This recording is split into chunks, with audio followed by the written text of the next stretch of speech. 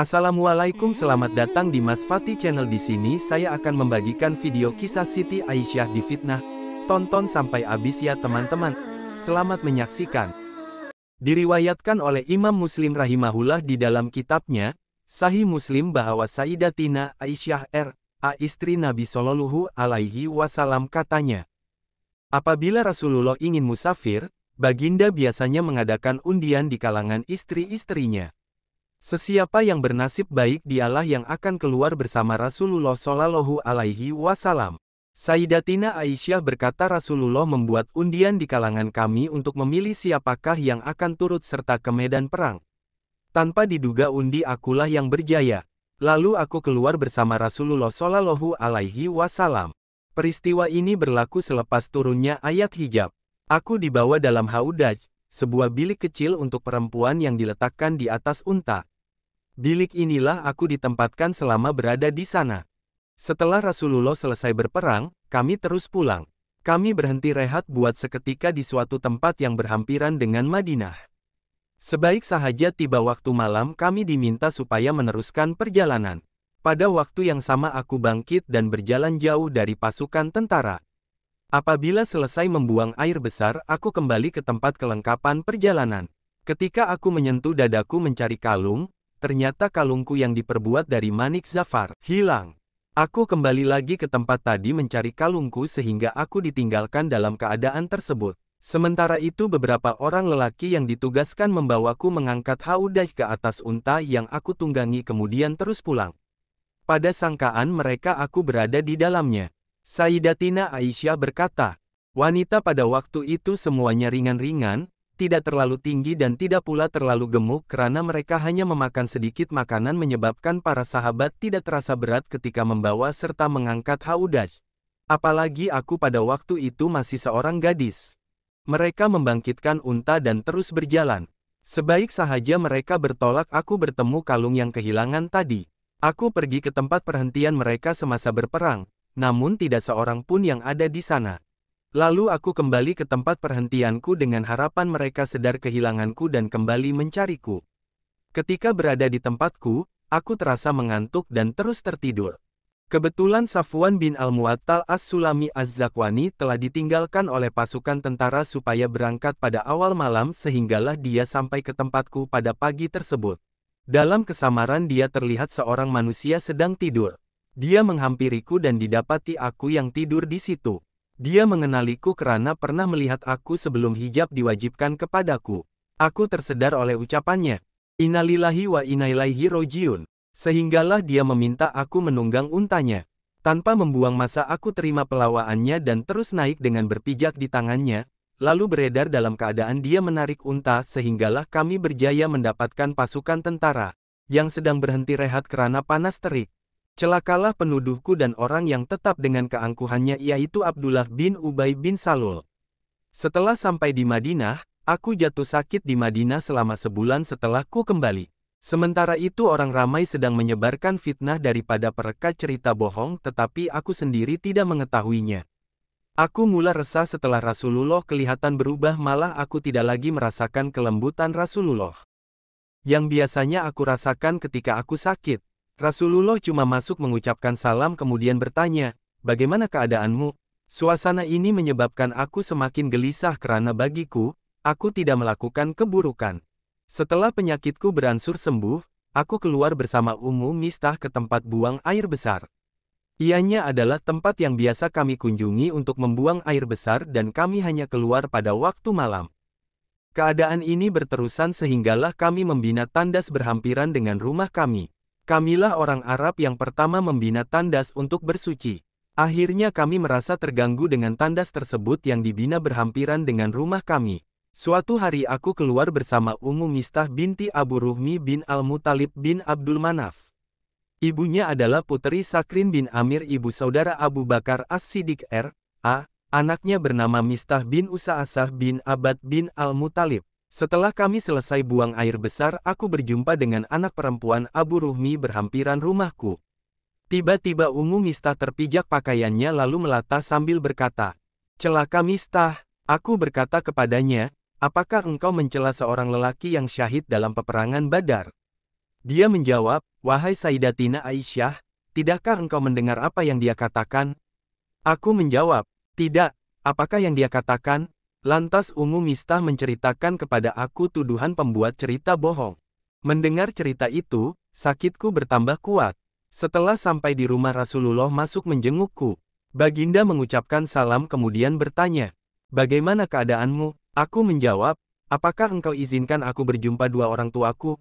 Pada saat itu aku ingin kepastian tentang berita tersebut dari dua orang tuaku. Selepas mendapat keizinan daripada Rasulullah, aku segera pulang ke rumah orang tuaku. Sebaik sahaja sampai di sana, aku bertanya ibuku, "Mak, apakah cerita yang disebarkan oleh orang ramai mengenai diriku?" Ibuku menjawab, "Wahai anakku, tabahkanlah hatimu. Demi Allah berapa orang sahaja wanita cantik berada di samping suami yang menyayanginya dan mempunyai beberapa orang madu tidak difitnahkan, bahkan ramai yang dilontarkan fitnah terhadapnya." Aku berkata, "Maha suci Allah, apakah sampai begitu sekali orang ramai memfitnahku?" Aku terus menangis pada malam tersebut dan tidak lagi mampu menahan air mata. Aku tidak dapat tidur sehingga pada pagi keesokannya, aku masih lagi dalam keadaan demikian. Setelah beberapa ketika Rasulullah memanggil Ali bin Abi Thalib dan Usamah bin Zaid untuk membincangkan perceraian dengan istrinya. Ketika itu wahyu tidak diturunkan. Usamah bin Zaid memberi pertimbangan kepada Rasulullah tentang penjagaan Allah terhadap istri baginda dan kemesraan Nabi terhadap mereka sambil berkata, "Wahai Rasulullah, mereka adalah keluargamu, kami cuma mengetahui apa yang baik." Manakala Ali bin Abi Thalib pula berkata, "Allah tidak menyulitkan kamu, malah wanita selain daripadanya masih ramai. Jika engkau bertanyakan pembantu rumah pun, tentu dia akan memberikan keterangan yang betul." Sayyidatina Aisyah berkata, lantas Rasulullah memanggil Barirah, pembantu rumah, dan bertanya, "Wahai Barirah, apakah engkau pernah melihat sesuatu yang meragukan tentang Aisyah?" Barirah menjawab, "Demi Allah yang mengutusmu membawa kebenaran. Sekiranya aku melihat sesuatu padanya, nescaya aku tidak akan menyembunyikannya. Dia tidak lebih dari seorang gadis muda yang sering tertidur di samping adunan roti keluarganya, sehinggalah binatang ternakan seperti ayam dan burung datang memakannya." Sayyidatina Aisyah berkata, kemudian Rasulullah berdiri di atas mimbar meminta pertolongan untuk membersihkan segala fitnah yang dilontarkan oleh Abdullah bin Ubay bin Salul. Sayyidatina Aisyah berkata lagi, Rasulullah bersabda semasa berkhutbah, "Wahai kaum muslimin, siapakah yang ingin menolongku dari orang yang sanggup melukai hati keluargaku? Demi Allah, apa yang aku ketahui hanyalah kebaikan." Beberapa orang telah menyebut tentang seorang lelaki yang aku ketahui bahwa dia seorang yang baik. Dia tidak pernah masuk berjumpa istriku kecuali bersamaku. Lalu Sa'ad bin Muaz al-Ansari bangun berkata, "Aku yang akan menolongmu daripada orang itu, wahai Rasulullah. Jika dia daripada golongan Aus, aku akan memenggal lehernya, dan sekiranya dia dari kalangan saudara kami daripada golongan Khazraj, perintahkanlah aku, nescaya aku akan melaksanakan segala perintah itu." Sayyidatina Aisyah berkata, mendengar kata-kata tersebut lantas Sa'ad bin Ubadah bangun. Dia adalah penghulu golongan Khazraj, seorang yang soleh, tetapi kadang-kadang dia cepat radang kerana bongkak. Dia menjawab kepada Sa'ad bin Muaz, "Engkau bohong. Demi Allah engkau tidak dapat membunuhnya dan tidak mampu untuk membunuhnya." Lalu Usaid bin Hudair sepupu Sa'ad bin Muaz bangun menjawab kepada Sa'ad bin Ubadah, "Engkau bohong. Demi Allah, kami akan membunuhnya. Engkau seorang munafik yang membela orang-orang munafik." Maka terjadilah pertengkaran hebat antara golongan Aus dan Khazraj, sehingga mereka hampir membunuh antara satu sama lain. Rasulullah masih tetap berdiri di atas mimbar. Rasulullah tidak henti-henti menenangkan mereka sehinggalah mereka terdiam karena melihat Rasulullah diam. Sayyidatina Aisyah berkata, "Melihat keadaan itu aku menangis sepanjang hari. Air mataku tidak berhenti mengalir dan aku tidak dapat tidur sehinggalah pada malam berikutnya. Dua ibu bapakku menganggap tangisanku itu boleh membawa kepada terbelahnya jantungku. Ketika ibu bapakku menunggu aku, seorang perempuan Ansar datang meminta izin menemuiku. Setelah aku mengizinkannya, dia terus masuk lalu duduk sambil menangis." Sayyidatina Aisyah berkata, ketika itu Rasulullah masuk memberi salam, lalu duduk bersama aku. Sayyidatina Aisyah berkata, "Baginda tidak pernah berbuat demikian sejak berlakunya fitnah terhadapku sebulan yang lalu. Wahyu juga tidak diturunkan kepada baginda mengenai keadaanku. Sayyidatina Aisyah berkata, Rasulullah mengucapkan 2 kalimat syahadah ketika duduk kemudian bersabda, "Wahai Aisyah, aku ketahui berbagai cerita telah diperkatakan tentang dirimu. Jika engkau memang tidak bersalah, Allah pasti tidak akan menyalahkan kamu. Tetapi seandainya engkau bersalah, mohonlah keampunan daripada Allah dan bertaubatlah kepadanya karena sesungguhnya apabila seorang hamba mengaku berdosa, kemudian bertaubat."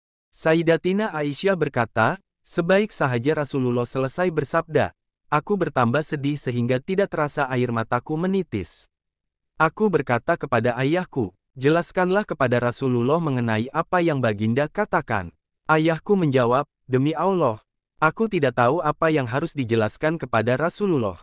Kemudian aku berkata kepada ibuku, jelaskanlah kepada Rasulullah. Ibuku juga menjawab, demi Allah, aku tidak tahu apa yang harus dijelaskan kepada Rasulullah. Lalu aku berkata, aku adalah seorang gadis muda. Aku tidak banyak membaca Al-Quran. Demi Allah, aku tahu bahwa kalian telah mendengar semuanya itu sehingga tetap bersemadi di hati kalian, malah kalian mempercayainya. Jika aku katakan kepada kalian bahwa aku tidak bersalah, Allah lah yang mengetahui bahwa aku tidak bersalah, tetapi kalian tetap tidak mempercayaiku. Begitu juga sekiranya aku mengakui melakukan kesalahan, Allah lah yang mengetahui bahwa aku tidak bersalah dan kalian tentu akan mempercayaiku.